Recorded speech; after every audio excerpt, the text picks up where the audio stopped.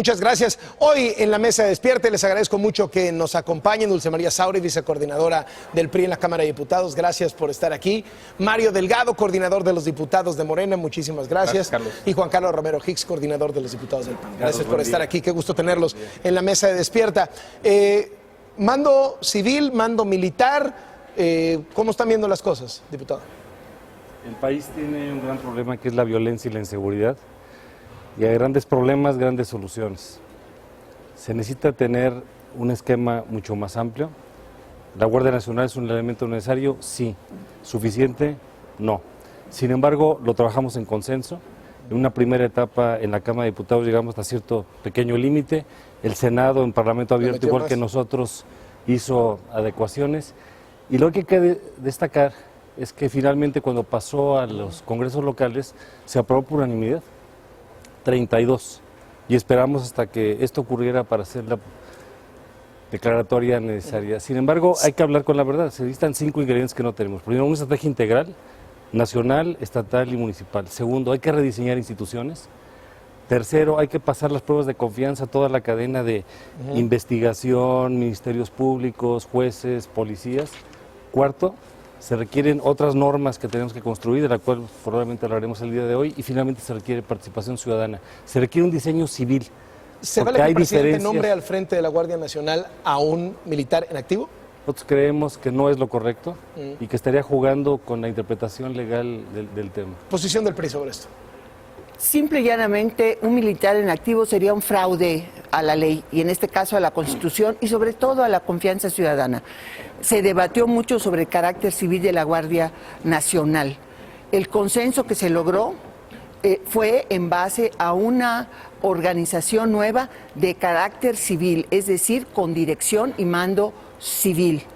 Ahora, si el presidente de la República quiere nombrar a un militar con licencia, está en libertad de hacerlo. Eso me parece que hay los antecedentes en relación a otros secretarías de seguridad en los estados y vamos a decir, desde el momento que solicita licencia, como cuando es diputado o senador, deja de tener carácter militar y es un civil. De otra manera, entraríamos al terreno del 129 constitucional, que con toda claridad define que en tiempos de paz, el ejército, en general las Fuerzas Armadas, no pueden estar más que en sus cuarteles. ¿Está militarizando, Mario Delgado, la seguridad en contra de lo que recomiendan las organizaciones no gubernamentales, las de derechos humanos, la ONU, etcétera? No, yo creo que ya se está exagerando con este tema, Carlos. A ver, la Guardia Nacional se discutió mucho, tiene un consenso político que no tiene precedente. En ese consenso, en esa reforma, le dimos al presidente la posibilidad de nombrar como jefe de la Guardia a quien él quisiera, incluyendo la posibilidad de un militar. Ahora, ¿no es un fraude a la interpretación de la ley? No, así lo aprobamos, le dimos esa posibilidad. Ahora, ¿por qué se está exagerando? Porque es una institución absolutamente civil. Toda la construcción de la institución es civil. Entonces, el hecho de que el dirigente de la Guardia pues vaya a ser un militar en activo, no quiere decir que va a cambiar todas las reglas institucionales o la naturaleza de la Guardia. Además, falta que hagamos las leyes secundarias, la ley de la Guardia Nacional, la ley de uso de la fuerza, que nos pusimos esa condición también para acompañar a la Guardia, que ahí tendremos otra vez la posibilidad de discutir su naturaleza. Pero que el mando, que la cabeza de la Guardia sea un militar en activo, no va a desnaturalizar la Guardia Nacional de carácter civil que se aprobó en la Constitución. Nosotros creemos que hay que darle un gran reconocimiento a las Fuerzas Armadas.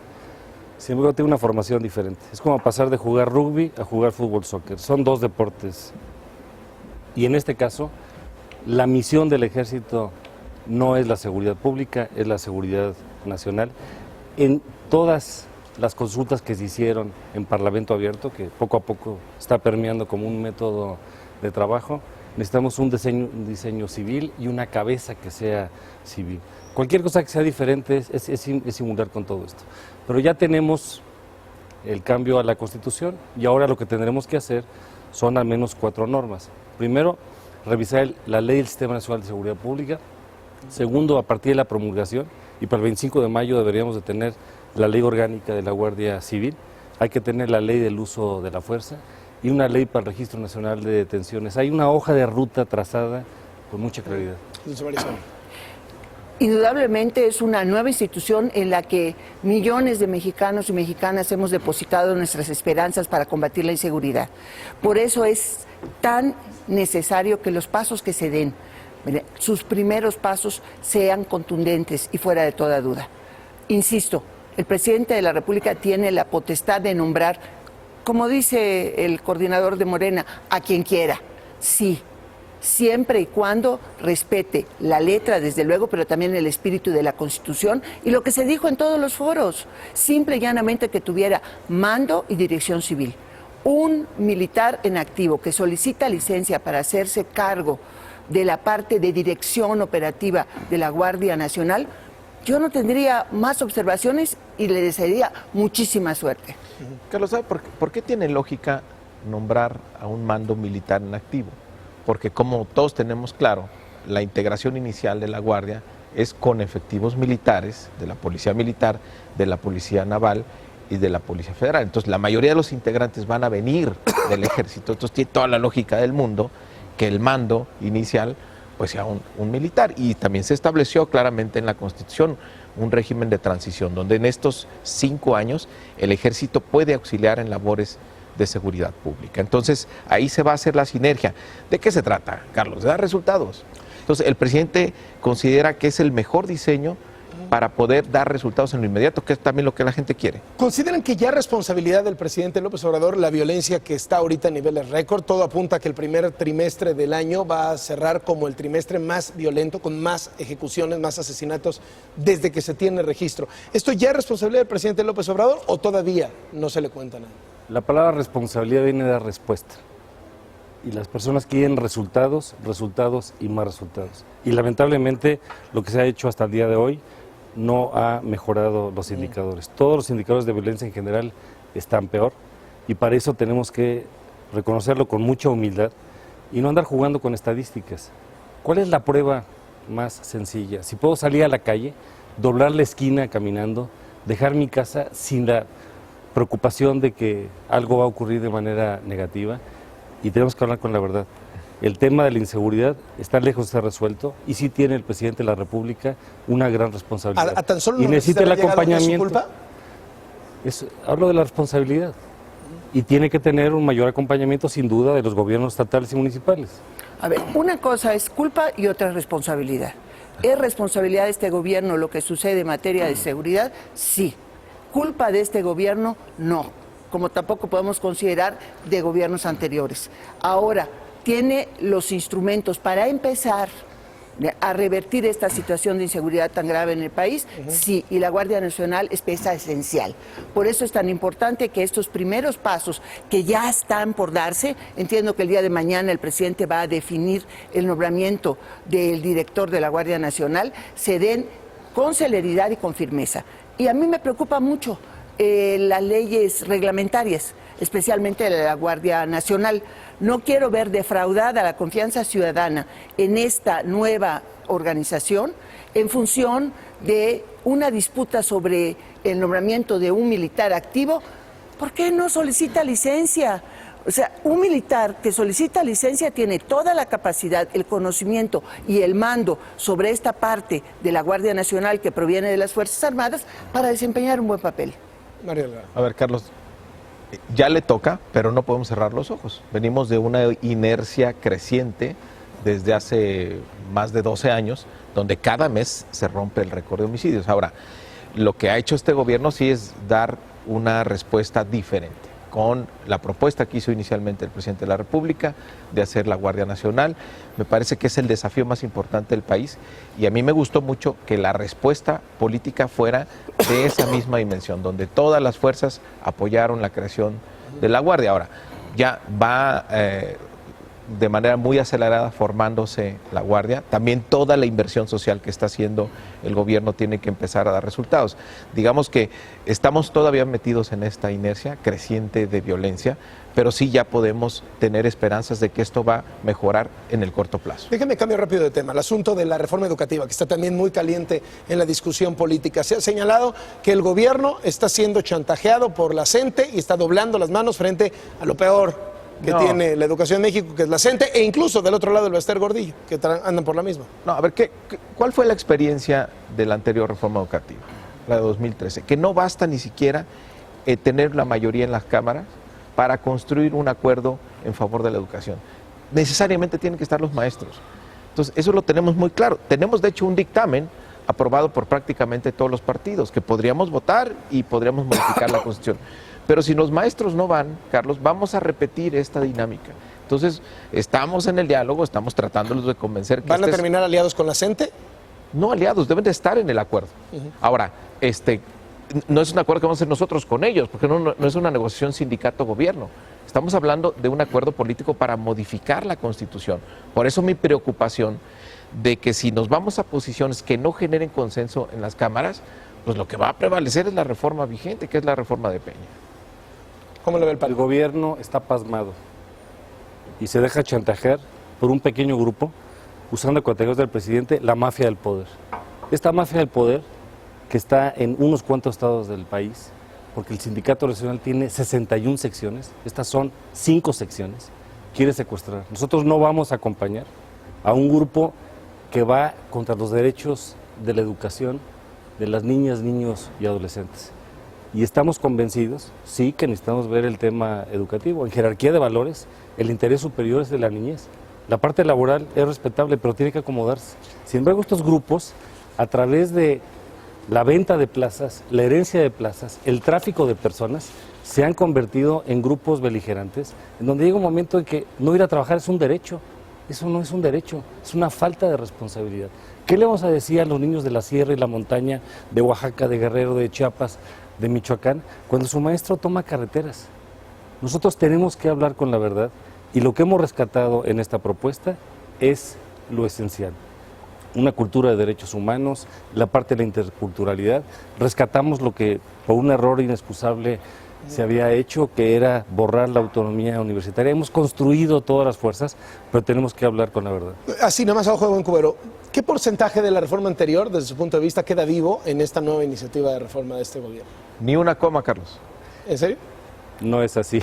¿Cuánto? Esa es una postura que Ajá. él mismo Y con su cara lo dice. No, es un porcentaje, es que es una continuidad de reformas. Es una segunda pero- generación de Ok, pero más o menos, reformas. ¿cuánto queda del anterior? Yo creo que 50, los- 70, 80%? Más de la mitad. Más de la mitad. Más de la mitad, pero no es una reforma contra otra, perdón.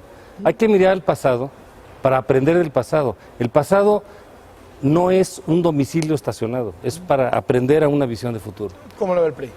¿Está A el mí gobierno chantajeado me por la llamó CENTE? mucho la atención que el presidente de la República dijera que si no transitaba esta reforma, habría él de proponer que se regresara a antes de 2013. Entonces me puse a revisar qué había en el 2013, ¿verdad? Y había dos cosas que son irreductibles también en esta ocasión. Uno, había la posibilidad del tráfico de plazas, o sea, es decir, el ingreso al servicio magisterial se daba a través de asignaciones y cuotas, no se daba mediante la posibilidad de que entraran los mejores, uno. Y dos, el manejo del dinero. Esto, con sus bemoles y sus asegúnes, no voy a repetir, se trató de combatir, como vemos por los resultados políticos, con no buenos resultados, en la reforma de 2013. Yo creo que esa misma consideración, ese mismo compromiso de que sean las y los mejores quienes estén frente a los niños, ¿verdad? Y que haya un control del Estado mexicano, no del gobierno, de los recursos asignados a la educación, es lo mismo que hay en esta... ¿Regresar a antes de 2013 es el escenario ideal para la CENTE y para el Bester Gordillo? Felices de la vida estarían, felices. A ver, ¿Eso quiere el presidente? No, ¿por qué no se parece, primero? ¿Por qué no se parece esta reforma a la de Peña en nada? Porque parte de paradigmas diferentes. La reforma de Peña decía, tenemos que evaluar y si el maestro no es lo que nosotros pensamos, entonces tenemos que removerlo. O sea, a través, digamos, del castigo de las evaluaciones, se pensaba que ibas a tener mejores maestros. No creímos nunca en eso. ¿Qué pensamos? Que necesitas poner una verdadera carrera magisterial, con incentivos y con reconocimientos, para que sea un estímulo para el maestro ir creciendo en capacitación y desarrollo profesional. Parte de un paradigma diferente. Y quiero aprovechar, Carlos, para decirle a todos los maestros del país que nos están viendo que la reforma que plantea el presidente López Obrador resguarda absolutamente sus derechos laborales, quedan dentro del apartado B del artículo 123 constitucional y se generan derechos nuevos para el magisterio.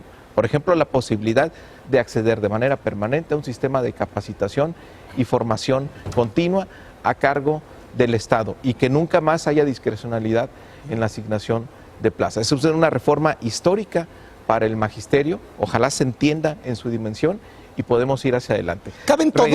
Regresar al 2013, Carlos, pone en desventaja incluso al magisterio de lo que tenemos actualmente. Pero la otra cosa, regresar a antes del 2013, necesariamente tenemos que modificar la Constitución. Y ahí no creo que vayamos a tener los votos para modificar la Constitución y regresar al texto de 2013. Entonces, sigue ganando, si no cambiamos la Constitución, sigue ganando la reforma de Peña, sigue quedando vigente la reforma de Peña. Precisamente porque esta reforma protege los derechos de las y los maestros, es que el PRI votó a favor. Nosotros construimos, junto con las otras fuerzas políticas, de un dictamen que fue aprobado por una amplia mayoría. Entonces, nosotros sabemos que es lo mejor. Ahora bien, no dejamos de reconocer las circunstancias políticas que enfrenta el gobierno del presidente López Obrador con la Coordinadora de Trabajadores de la Educación, y estamos dispuestos a esperar que el gobierno y la CENTE construyan un consenso político que permita transitar esta reforma, siempre y cuando no transgredan, uno, el manejo de las plazas, que siga estando para que garanticemos que sean las y los mejores, y dos, que los recursos los maneje el Estado mexicano, no una organización sindical o una sección de la misma. En este sentido, frente a un bloque opositor en el Senado y frente a la CENTE en el otro lado, que parecen estar en sitios totalmente diferentes, el gobierno está como que en medio. ¿Para dónde va a jalar? ¿Para la CENTE y el Bester o para el PRI y para el PAN? ¿Para conseguir los votos? No, a ver, se ha ido construyendo un acuerdo. ¿Caben todos en ese acuerdo? Sí, sí caben. Bueno, de hecho, son dos pistas, ¿no? Primero con los maestros y después con los partidos, porque estamos hablando de una reforma constitucional.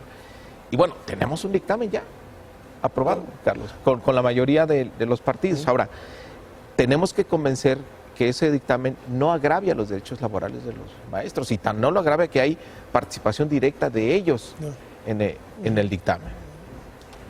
El presidente tiene que estar del lado de las niñas, niños y adolescentes, y también extendemos la mano y reconocemos el papel del maestro como un agente de transformación social. Soy egresado de la escuela pública mexicana, orgulloso de una escuela primaria anexa a una escuela normal, de una secundaria anexa a una escuela normal, y quiero diferenciar entre el maestro que hoy se está levantando temprano, va a llegar a tiempo, cumple el plan de estudios, y algunas dirigencias sindicales corruptas, clientelares y corruptoras que no merecen seguir traficando con todo esto. Necesitamos tener una alianza en el país.